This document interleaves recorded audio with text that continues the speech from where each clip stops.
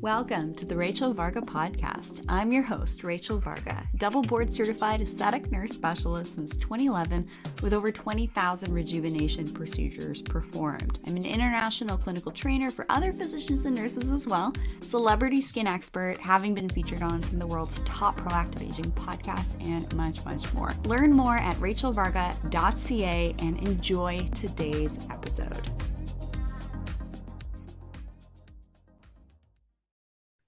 Welcome everyone to today's episode on the newly branded The Always Radiant Skin podcast. I'm your host, and in today's show, I'm thrilled to be speaking with you all today with a lovely guest, Dr. Debi Silber.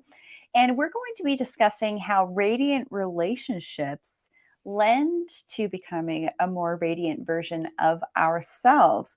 And this concept of relational emotional intelligence, being in positive emotional states, absolutely has the opportunity to allow us to be our most beautiful, high vibe, radiant self. So we're going a little bit deeper in today's show for some of the deeper aspects of radiance and beauty. Let me tell you a little bit about today's guest. We have Dr. Debi Silber here joining us. She's the founder of the PBT, Post-Betrayal Transformation Institute, and is a holistic psychologist, a health, mindset, and personal development expert, the author of Trust Again, and is a two-time #1 international best-selling author of The Unshakable Woman and From Hardened to Healed.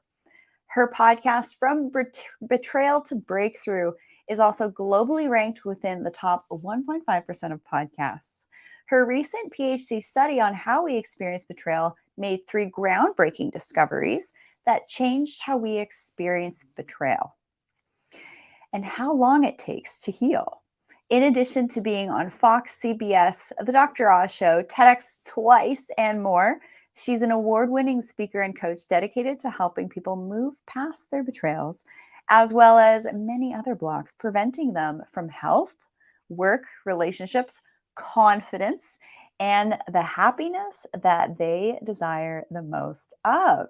Welcome, Dr. Debi Silber. How are you today? Doing great. So looking forward to our conversation. Yes. And I'm really excited to speak with you about some of your research that you found in participants that went through the healing process with betrayal or previous relationships, whether it's personal or professional, and actually how they looked afterwards. So this is really exciting. I'm really honored to spend time with you. I would love to kick things off with the $1 trillion question here. What is radiance to you? That's such a great question. I would say radiance is that it's that glow that in the world of betrayal, it's the glow that's earned after you've faced it, you felt it, you healed from something you never saw coming. When you think about what betrayal is, right? I define it as the breaking of a spoken or unspoken rule. And every relationship has them. And the way it works is the more you depend and the more you trust someone, the deeper the betrayal. So imagine let's say a child who's so totally dependent on their parent does something awful. I mean, that's going to, of course, have a different impact than, let's say, your best friend sharing your secret. But it's whenever we move through something so shocking, so painful, so unexpected, and we heal physically, mentally, emotionally, psychologically, spiritually, that's radiance. Beautifully stated. I'm reading a number of books right now, and one of them is Getting the Love That You Want. And the counselors that co-author this book, it's a husband and wife, they actually speak to betrayals even in our childhood that can really have a huge impact on our personal and professional relationships. So you might be thinking to yourself, I haven't had a huge betrayal. However, there's these micro incidences that can happen in our lives that unconsciously get embedded in us, and we have emotions around them. So the deeper we unpack this concept in today's episode, the more radiant you will become, and the more radiant your relationships will become. At the end of the day, when we're seeking out rejuvenation and enhancing our outward appearance, we can be motivated to do this, to enter new relationships, to have a more beautiful connection with others that also take care of themselves as well. Because at the end of the day, it's all about community. I would love for you to share with us, Dr. Debi Silber, your personal journey with this, if you're comfortable in doing so. Sure. And there are so many things you said that I want to just take it in so many different directions. Like if we don't get to it, if I don't think of it, please remind me about when you said getting into relationships, because one of the classic signs of an unhealed betrayal is repeat betrayal. The face has changed, but it's the same thing. And I want to talk about why that happens. But let's just get into my story. You don't study something like betrayal, unless you have to. It's not like, oh, I want to study, the topic of betrayal. I've been in business over 30 years, health, mindset, personal development. And then I had a really painful betrayal from my family. Thought I did everything I needed to do to heal from that. And then it happened again a few years later. This time it was my husband. That was the deal breaker. So I got him out of the house and I looked at the two experiences thinking, what's similar here? I mean, of course, me, but what else? And I realized, boundaries were always getting crossed. I never took my needs seriously. And I'm one of those people that really believes if nothing changes, nothing changes. So here I was, 4 kids, 6 dogs, a thriving business. And I was like, you know what? I'm going back for a PhD. Like a book wasn't getting me out of this jam. I needed a whole PhD in it. And it was in transpersonal psychology, the psychology of transformation and human potential, because I was changing so much. I didn't quite understand what was happening. He was too, wasn't ready to look at that. And then it was time to do a study. So I studied betrayal. What holds us back? What helps us heal? And what happens to us physically, mentally, and emotionally when the people closest to us lie, cheat, and deceive? That study led to 3 groundbreaking discoveries, which changed my family, my health, my work, and my life. Beautiful. Yes. Stay to the end of this interview. I have that question in the queue. And you mentioned a very important word called boundaries. Mm-hmm. And this is something that growing up, I was never really taught about. This is something I only learned in my adult years. And so depending on how you were raised and the type of skills that your parents had and taught you about, you may not have really ever heard of these types of concepts of having boundaries. And it's like putting your own oxygen mask on first before you can best serve those around you and that you interact with. So thank you for sharing that. Let's get into your definition of betrayal. And people can think of this of loss of trust or certain situations like that. How can these types of instances detract from our radiance? We've heard of this concept of the body keeps record of what happens. And why does it hurt? What does it impact? And what does it create? It hurts because think about it. This was the person, or these were the people you loved and trusted the most. So when this is the person, these are the people who shatter that very sense of safety and security. It's so traumatizing. When the people you trust the most prove untrustworthy, who do you trust? When the ones you run to when other people are causing the harm, when those are the ones causing the harm, where do you go? So it absolutely shatters our sense of safety and security. And it is, and then in addition to that, it's so completely unexpected. And that was actually why the first discovery happened, because we really learned that betrayal is a different type of trauma. For those who aren't familiar, well, originally I was studying betrayal and post-traumatic growth. And for those who aren't familiar, I define post-traumatic growth as like the upside of trauma. How any trauma, death of a loved one, disease, natural disaster, whatever, leaves you with a new awareness, insight, perspective you didn't have. But I had been through death of a loved one, and I'd actually been through disease. And I was like, betrayal feels different, but I didn't want to assume that everyone else felt the same way. So I asked them, if you've been through other traumas, does betrayal feel different for you? And unanimously, they said, oh my gosh, it's so different. And here's why. Because it feels so intentional, we take it so personally. So the entire self gets shattered. Rejection, abandonment, belonging, confidence, worthiness, trust. right? Like when you lose someone you love, you grieve, you're sad, you mourn the loss. You don't question your ability to trust. You don't question the entire relationship. You don't question your sanity. With betrayal, you do. So that betrayal is a different type of trauma was the first discovery. And so then I decided if it's a different type of trauma, it doesn't quite qualify as post-traumatic growth. It's like, yeah, you need to rebuild your life, but you also need to rebuild the self. So I coined a new term, post-betrayal transformation, the complete and total rebuild of your life and yourself after an experience with betrayal. Did that answer your question? Yeah, absolutely. And when we are in a betrayal state, we've had a Mhm, lack of trust, safety, protection from those we've, even our parents have admired for our whole lives. And you mhm, lose that. It's very distressing on the human psyche and absolutely can lead to questioning your own sanity. And you mentioned something really important here for being in our highest feminine state. So, whether you're a female listener, it's really important to access the most beautiful, radiant version of yourself. Our most basic needs to be in the feminine state are safety, security, and trust. And when I mhm, hear people explain what this feminine state looks and feels like, it's a soft energy, you're glowing, and being our most radiant selves. And then for the men, they want to give the women this. However, the women also have to be able to trust in order to receive this. And so this is where the dynamics between the masculine and feminine come into play as well, especially if you're, getting into a new relationship, which we will discuss further how to undo past programs as well as the programs are really important to undo. I'm really curious to know what some of these discoveries in your study were. mhm.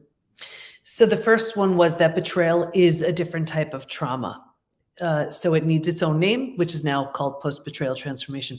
The second one is this was interesting as well. And what we realized was that there's actually a collection of symptoms, physical, mental, and emotional, so common to betrayal, it's known as post-betrayal syndrome. And it's so interesting. We've had over 95,000 people take our post betrayal syndrome quiz on our site to see to what extent they're struggling. And the first thing is we've all been taught time heals all wounds. I have the proof that when it comes to betrayal, that's not true. There's a question on the quiz that says, is there anything else you'd like to share? And people write things like, my betrayal happened 35 years ago. I'm unwilling to trust. My betrayal happened 15 years ago. Feels like it happened yesterday. So we know that when it comes to healing from betrayal, it needs to be intentional and deliberate. Time won't heal it. A new relationship won't heal it. We count on that, but do not, because it does not work. But every so often, I pull the stats from the quiz to see where people land. Would you like me to share some? Okay. Absolutely. Because it would be really awkward if you said no. Okay. So now imagine 95,000 plus people, men, women, just about every country's represented. Ready? 78% constantly revisit their experience. 81% feel a loss of personal power. 80% are hypervigilant. 94% deal with painful triggers. And if you've had triggers, they can take you right down. These are the most common physical symptoms. 71% have low energy, 68% have sleep issues, 63% have extreme fatigue. You can see how all of this affects your radiance, right? 47% have weight changes. So in the beginning, maybe they can't hold food down. Later on, they're emotionally eating. They're using food for comfort. 45% have a digestive issue, and that could be anything. Crohn's, IBS, diverticulitis, constipation, diarrhea. So here's the thing. You can go to the most well-meaning and amazing gut experts. We both know some of them. But if there's an unhealed betrayal at the root, you're only getting to some of the symptoms. The most common mental symptoms, 78% are overwhelmed. 70% are walking around in a state of disbelief. 68% can't focus. 64% are in shock. 62% can't concentrate. So just imagine this. You can't concentrate. You have a gut issue. You're exhausted. You still have to raise your kids. You still have to show up at work every day. That's not even the emotional issues. Emotionally, 88% experience extreme sadness. 83% are very angry, and you can bounce back and forth between those two all day long on an exhausting ride. 82% feel hurt, 80% have anxiety, 79% are stressed, just a few more. Here's why I wrote trust again. 84% have an inability to trust, and that just killed me. 67% prevent themselves from forming deep relationships because they're afraid of being hurt again. 82% find it hard to move forward. 90% want to move forward, but they don't know how. Wow. My wheels were turning on your quiz. I could suggest adding, are you experiencing things like eczema, acne, psoriasis, hair loss, skin redness, accelerated aging? Because all of these things, when your gut's off, your brain's off, you're not getting good nutrition, you're not detoxing properly, these will all add to the skin showing you. And oftentimes the skin shows us that there's imbalances on the inside first. Yeah. Right? The skin stuff is not as superficial as you might think. When people go through stressful times, they might get that eczema or psoriasis flare up, right? Absolutely. And what's even just to what you said, I did a video on accelerated betrayal and accelerated aging. If I tell you how many people commented saying, oh my gosh, I look 20 years older during my betrayal. I look 20 years older. And then as I move through the healing, which is the third discovery, I want to make sure I get to that. I regained that sort of youthful glow, but it was very real. How I looked during the betrayal and how I looked on the other side of that. And I hear that from so many people. Just to finish up about the quiz, those stats are super high. You didn't hear me say one thing, 20%, 30%. They also aren't necessarily from a recent betrayal. So imagine this, that person, we could be talking decades ago, your parent who did something awful when you were a kid, the girlfriend or boyfriend who broke your heart in high school. They may not know, care, remember, they may not even be alive. And here we are having symptoms today from something that happened all those years ago. That's an unhealed betrayal. Yes, absolutely. So yeah, of course, I want to hear about the third revelation that you found. I'm also curious what you notice in the Mhm. eyes of those who have done the inner work. When I'm going to different events and, in different shops, a lot of times I see people have very dark, almost empty looking eyes. And then I see other people and they're bright. They have more clarity to their eyes. And these are people that I choose to surround myself with that have Mhm. more brightness. So what was this third revelation and discovery that you found, and what do you notice in the eyes of those who have done the deep inner work? I love that you said that because it's really true. The eyes change. And just to close the loop on my story, healing and rebuilding is always choice, whether you rebuild yourself and move along. That's what I did with my family. It wasn't an option to rebuild with them. Or if the situation lends itself, if you're willing, if you want to, you rebuild something from the ground up, new, with the person who hurt you. That's what I did with my husband. So as not long ago, as two totally transformed people, we married each other again. New rings, new vows, new dress, and our 4 kids as our bridal party. And just the reason why I brought that up was one of my daughters, I have 4 kids, and one of them said, Mom, Dad's eyes are different. He looks different. And I've heard that so many times. There is a different look in someone's eyes when they've changed. I'm talking about the betrayer as well as the betrayed. And we see this because we have programs for both within the PBT Institute. But to get to the third discovery, this to me was the most exciting. And what we learned was, while we can stay stuck for years, decades, a lifetime, and so many people do, if we're going to fully heal, and by fully heal, I mean symptoms of post-betrayal syndrome like I shared, to that completely healed, rebuilt place of post-betrayal transformation, we're going to go through 5 proven, predictable stages. And what's even more exciting about that is we know what happens physically, mentally, and emotionally at every one of those stages, and we know what it takes to move from one stage to the next. Healing is entirely predictable. Happy to share the stages if you want to hear them. Oh, it's like you're reading my mind, Debbie. Yes, please go through these 5 stages. And why this is so important is when you cross the threshold of a stage, maybe you started doing some of this work for those of you listening, then you get this level of confidence every time you go through another stage. So, yes, by all means, please share with us your findings. And everyone will know when I talk about the stages exactly what stage they're in. And you don't just leave a stage, you outgrow a stage. The order doesn't change, you don't skip over any, you outgrow one as you move into the next. So stage one is like a setup stage, and this is actually before it happens. And if you can imagine 4 legs of a table, the 4 legs being physical, mental, emotional, and spiritual. What I saw with everybody, me too, was a heavy lean on the physical and the mental, thinking and doing, and kind of neglecting or ignoring the emotional and the spiritual, feeling and being. Well, if you can imagine a table with only 2 legs, it's easy for that table to topple over. Well, that's us, right? Stage 2, shock, trauma, D-Day, discovery day, the scariest of all of the stages. And everybody who's hearing this right now, they know exactly where they were. They remembered, they could pull up that feeling when they got that news. And this is the scariest of all of the stages. And it's the breakdown of the body, the mind, and the worldview. You've just gotten the news right now that changes your life forever as you've known it. The stress response is ignited. You are headed for every single stress-related symptom, illness, condition, disease. Your mind is in a complete and total state of chaos and overwhelm. You cannot wrap your mind around what you just learned. This makes no sense. And your worldview has just been shattered. Your worldview is your mental model, the rules that govern you, that prevent chaos.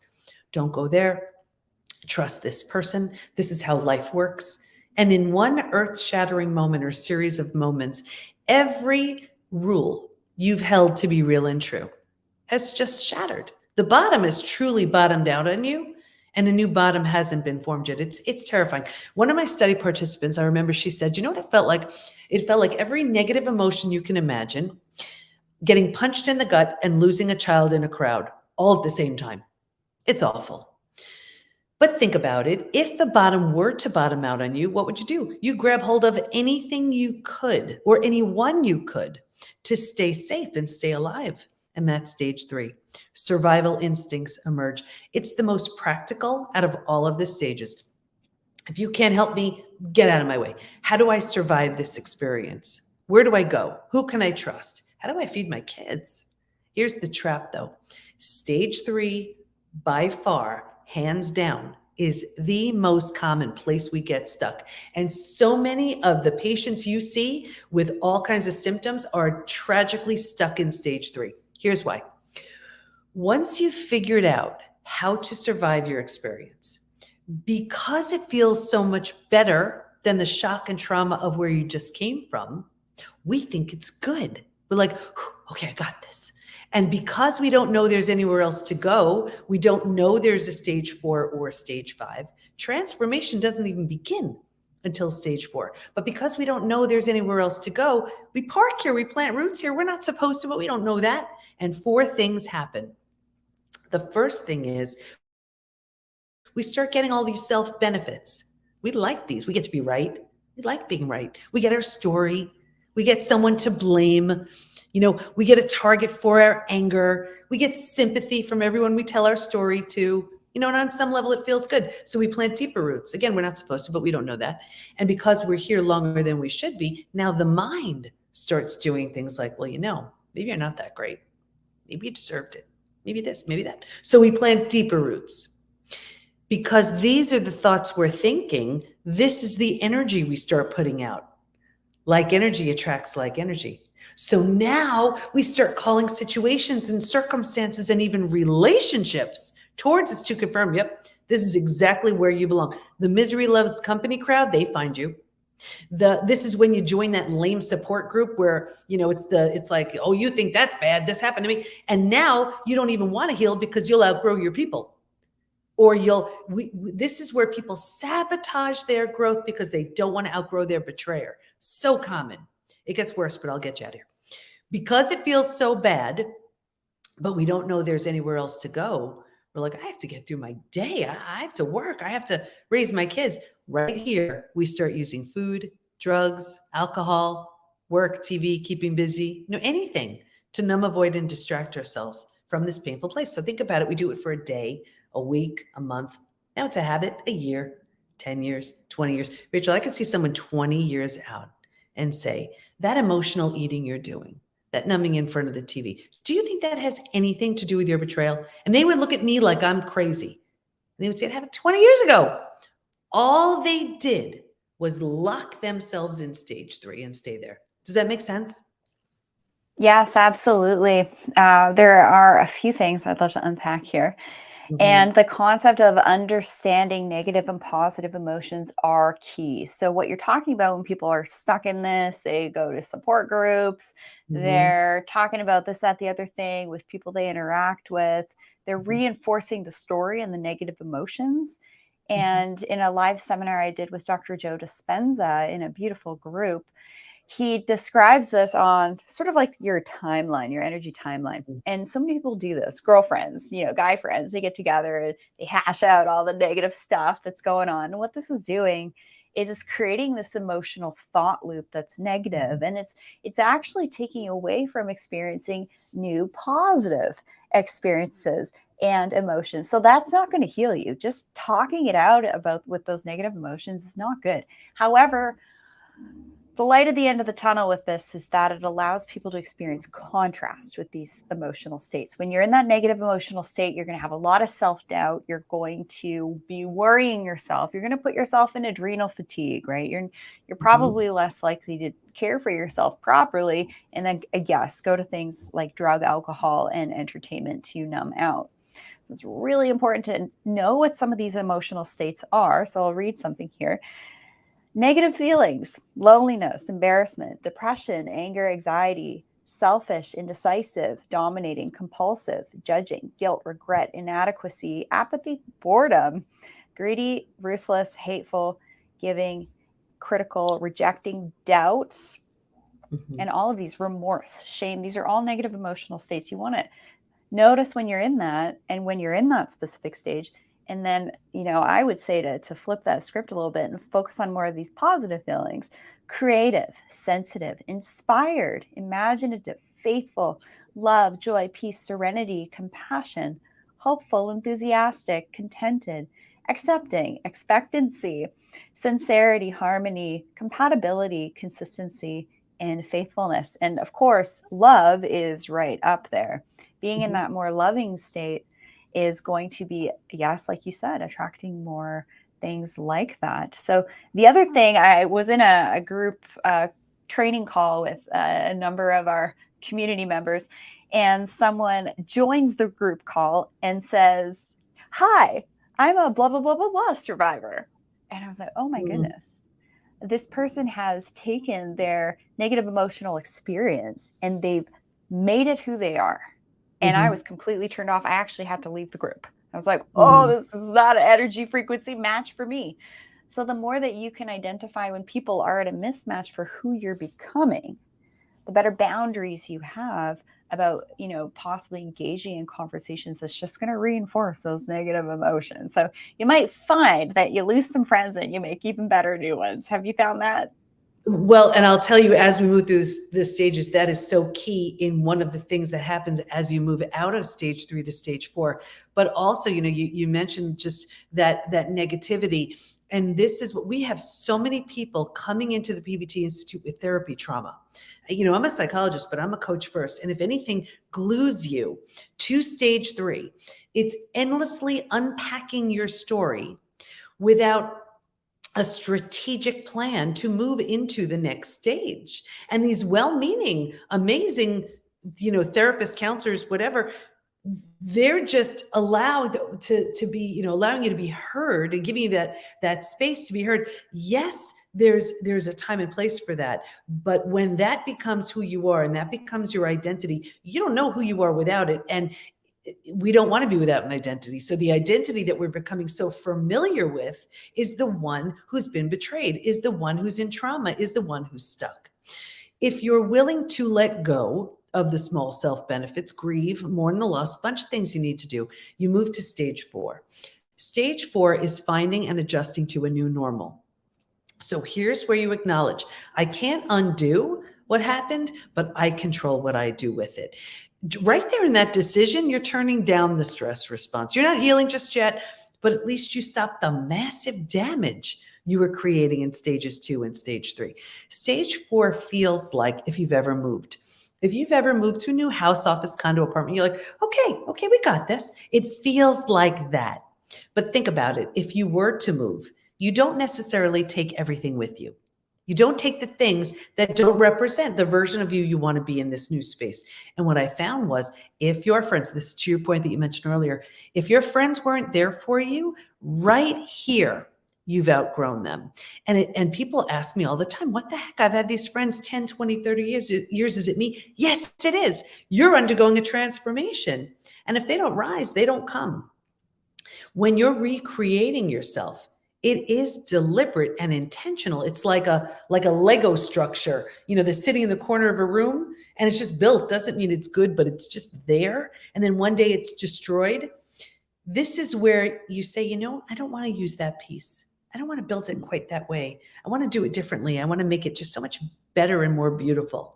That's what stage 4 is like. When you've moved into this new mental space, you've made it cozy, you've made it home, you move into the 5th most beautiful stage. And this is healing, rebirth, and a new worldview. You didn't have the bandwidth before for self-love, self-care, eating well, exercise. Now you do. So the body is healing. The mind is healing. You're making new rules. You're making new boundaries based on everything you see so clearly now. And you have a new worldview based on the road you just traveled. And the 4 legs of the table, in the beginning, it was all about the physical and the mental. By this point, we're solidly grounded because we're focused on the emotional and the spiritual too. Those are the 5 stages. Lovely. I'm curious, say if you were to think of a 67 to 70-year-old client that you've worked with, how many times do people go through betrayals, and how many times do they go through these 5 stages of healing when they know about these types of tools and resources? One of the biggest things that's hindering consciousness and human consciousness and development is accessing things that can actually help. I was actually just interacting with an AI chatbot the other day. It's like, what are the key things that are hindering human consciousness evolution? And it's socioeconomic, it's political, it's toxins, and it's access. So I'm curious, on average in a lifetime, how many times do we experience these types of betrayals? And how many times, for myself in my mid-late 30s, can I expect to go through these 5 stages of healing? Yeah, it's such an interesting question, because if people don't know about the 5 stages and they don't know they're stuck in stage 3, one of the most common things that happens is a repeat betrayal. The faces change, but it's the same thing. And you go from boss to boss to boss, coworker to coworker to coworker, friend to friend to friend, partner to partner to partner. And you say, what the heck, is it me? Yes, it is. Not in that it's your fault, in that it's your opportunity.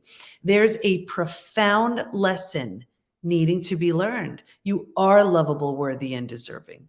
You need better boundaries in place, whatever it is. Until and unless you get that, you're going to have opportunities in the form of people to teach you. Like, look at my experience. It was my family. I thought I healed, and then it was my husband. And then for me to do something so radical, end my marriage, enroll in a PhD program, I didn't know how I was going to pay for it. I didn't know how I was going to manage the time. I had 4 kids, 6 dogs, a business, but I was like, you know what? That's it. For me, it was so drastic. It changed my whole life. And happy to say a lot of others now, but it's when you don't use that opportunity of trauma to radically change, it's such a waste of a trauma, and it just keeps showing up. And, and I'm in the beginning, I was saying how a repeat betrayal, like I said, is, we see an unhealed betrayal in our health, in our work, in our relationships. So in relationships, it would be in these two ways: a repeat betrayal, classic sign of an unhealed betrayal. So the person you were originally speaking to, that person will go through it endlessly until they learn about the 5 stages and move through them. The other way is the big wall goes up. We're like, been there, done that. Nope, not doing that again. We think that's coming from a place of strength. It's not. It's coming from fear. Our heart was so broken. We're like, I can't risk that level of vulnerability and opening myself up like that again. I would rather keep everybody at bay. That's an unhealed betrayal. So most people, they don't know about the stages. They don't move through the stages. So they opt between, I'll just do more of the same, or I'll just put the big wall up. And you deserve so much better than that. It's like, let's say you love cooking and you get burned on the stove. You don't swear off cooking. You're more careful. You're more, So that's what happens when you move through the stages. First of all, you don't attract the same type of person. A stage 3 person and is very different than a stage 4 person, than a stage 5 person. And I'll tell you, it is so common that we see new levels of relationship, new levels of health, if I tell you how many businesses are birthed in stages 4 and 5, like the PBT Institute, that was a stage 5 thing. You don't have access to that when you're moving through your trauma. Or new types of relationships. My new marriage with my husband, that was a stage 5 thing. But most people stick around that stage 3. And the only guarantee is more of the same. And lots of people can go through this type of healing work in various different ways. There's various different programs. I love what you're doing because you're making it step by step easy for people to go through. And then they learn that, okay, this is appropriate to be feeling at this stage. And when you feel this, so that's a sign that you've gone through that. Something that I found really interesting to do is actually deep mirror work and taking a good look at myself. And then, seeing how you are at this stage and then seeing how you are at this stage. Mm-hmm. And what you said about relationships falling away, it's almost like when you're doing this type of work, your whole vibration and energy changes. It's, you don't have room for that other stuff. It's being filtered out. You're moving on from it. And you're essentially jumping from this version or timeline to yourself to another one. And you may actually notice, because your own frequency shifts. The whole point of being beautiful and radiant is so that other people like you can find you. We're not meant to isolate ourselves and numb out and avoid things and distracting ourselves. We are designed to be in a beautiful, loving, creative state. And you will notice that some people fall away, and that's okay. It's a really interesting experience to notice that. What are the questions we can ask ourselves if we are potentially numbing out, avoiding, and distracting ourselves? Yeah. So, there are 4 questions I invite everybody to write down. That's my way of saying write these down. And the four would be, am I numbing, avoiding, distracting? If so, how? Call yourself on it. Do you walk into the kitchen, you're not the least bit hungry and you're eating? Do you walk into a room, you put the TV on, you're just desperately trying to drown out the sound of your own thoughts? The second question, what am I pretending not to see? Be honest.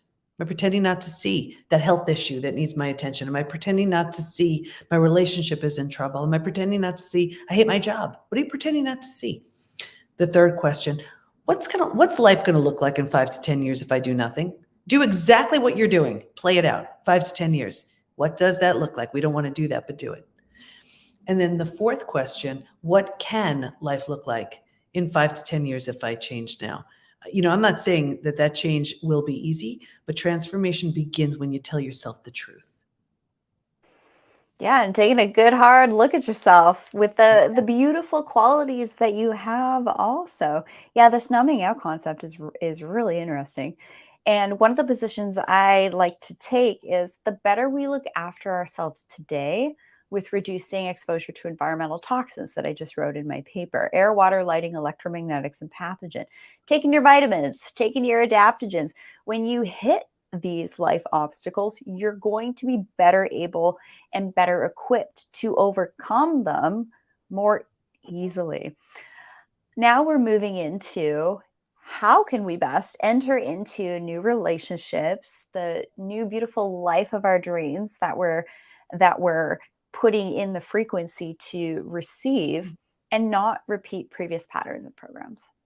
Yeah, the absolute recommendation is to move through the stages, because even though you may be so lonely and so hurt and so wanting to be in a relationship, trust me when I say the stage 5 version of you and who you attract would blow the doors off of the stage 3 version of you and who you'd attract. So spend that time, effort, and energy on you moving through the stages, because it will be so worth it on every level.